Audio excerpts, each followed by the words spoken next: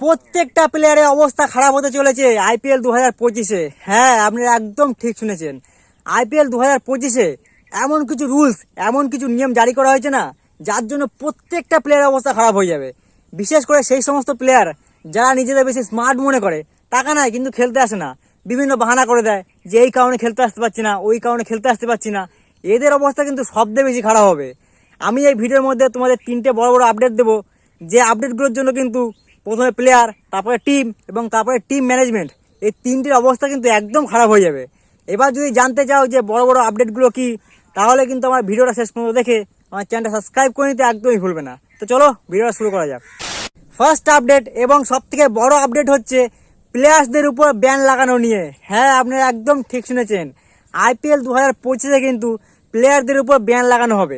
আমরা কিন্তু এমন অনেক প্লেয়ার দেখেছি যারা কিন্তু আইপিএলের নাম দেয়, প্লেয়ার অ্যাকশনের নাম দেয়, কোনো টিম তাদের কিনেও নেয়, কিন্তু আইপিএল খেলা যখন শুরু হয় তারা কিন্তু খেলতে আসে না। এবার থেকে যদি এরকম কোনো প্লেয়ার করে থাকে, শুধুমাত্র ইনজুরি প্রবলেম ছাড়া, শারীরিক যদি প্রবলেম ছাড়া কোনো প্লেয়ার যদি খেলতে না আসে আইপিএল, তাহলে কিন্তু তাদেরকে আইপিএল থেকে ব্যান করে দেওয়া হবে। এই আপডেটটা কিন্তু আমার সব থেকে বেশি পছন্দ হয়েছে। পার্সোনালি আমার তো খুব পছন্দ হয়েছে। তোমাদের কেমন লেগেছে অবশ্যই কমেন্ট করে বলবে। সেকেন্ড আপডেট হচ্ছে ইম্প্যাক্ট প্লেয়ার রুলস নিয়ে। দিল্লি আর চেন্নাই বলছে যে এই ইম্প্যাক্ট প্লেয়ার রুলসটা কিন্তু বাতিল করতে হবে। আর এই ইম্প্যাক্ট প্লেয়ার রুলস কি সেটা তো আমরা সবাই জানি।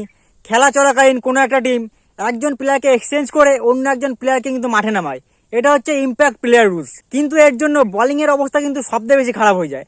কারণ দেখা যায় বোলিং অনেক কষ্ট করে একজন ভালো ব্যাটসম্যানকে আউট করলো, কিন্তু দেখা যাচ্ছে এই রুলস ব্যবহার করে আবার একজন ভালো ব্যাটসম্যান মাঠে নেমে গেছে, যার জন্য কিন্তু বোলিংয়ের অবস্থা সবচেয়ে বেশি খারাপ হয়ে যায়। এই জন্য কিন্তু দিল্লি আর চেন্নাই বলছে 2025-এর আইপিএলে এই ইম্প্যাক্ট প্লেয়ার রুলসটা কিন্তু বাতিল করতে হবে। এটা ছিল সেকেন্ড আপডেট। থার্ড আপডেট হচ্ছে প্লেয়ার অ্যাকশন নিয়ে। কিছু টিম রয়েছে যারা বলছে যে মেগা অ্যাকশন হওয়া দরকার, আবার কিছু টিম রয়েছে যারা বলছে মিনি অ্যাকশন হওয়া দরকার। এই দিক থেকে কলকাতা, চেন্নাই, মুম্বাই, রাজস্থান এবং গুজরাট, এই টিমগুলো বলছে যে প্লেয়ার অ্যাকশনে কিন্তু মিনি অ্যাকশন হওয়া দরকার। কিন্তু এই দিক থেকে আরসিবি, দিল্লি, পাঞ্জাব এবং লখনৌ, এরা বলছে কিন্তু প্লেয়ার অ্যাকশনে গিয়ে কিন্তু মেগা অ্যাকশন হওয়া দরকার। এবার যে সমস্ত টিমগুলো বলছে যে মিনি অ্যাকশন হওয়া দরকার, তাদের মতে যদি মিনি অ্যাকশন না হয়ে মেগা অ্যাকশন করা হয়, তাহলে কিন্তু তাদের টিমের ব্যালেন্স একদম খারাপ হয়ে যাবে। কারণ এরা কিন্তু এতদিন ধরে একটা টিমে কিন্তু ব্যালেন্স তৈরি করেছে, অনেক ভালো ভালো প্লেয়ারকে নিয়ে একটা ব্যালেন্স তৈরি করেছে। যদি মেগা অ্যাকশন হয়, তাহলে কিন্তু সেই সমস্ত প্লেয়ারদেরকে রিলিজ করে দিতে হবে, তাহলে কিন্তু তাদের টিমের ব্যালেন্স একদমই খারাপ হয়ে যাবে। এবার যে সমস্ত টিমগুলো বলছে যে না মেগা অ্যাকশন হওয়া দরকার, তাদের মতে যদি মেগা অ্যাকশন না হয় মিনি অ্যাকশন হয়, তাহলে কিন্তু তাদের টিম অলরেডি দুর্বল রয়েছে, আর যদি মেগা অ্যাকশন না হয় তাহলে আরও দুর্বল হয়ে যাবে। কারণ যদি মেগা অ্যাকশন হয়, তাহলে তারা ভালো ভালো প্লেয়ারকে কিনতে পারবে এবং তাদের টিমকে কিন্তু আরও শক্তিশালী করতে পারবে, এটা কিন্তু তারা বলছে। এবার মিনি অ্যাকশন হবে নাকি মেগা অ্যাকশন হবে, সেটা নিয়ে কিন্তু এখনো ক্লিয়ার করা হয়নি। তাহলে তোমাদের এই 3টে আপডেটের মধ্যে দিয়ে কোন আপডেটটা সব থেকে ভালো লেগেছে অবশ্যই কমেন্ট করে বলবে। আর আমাকে সাবস্ক্রাইব ফলো করে নিতে একদমই ভুলবে না।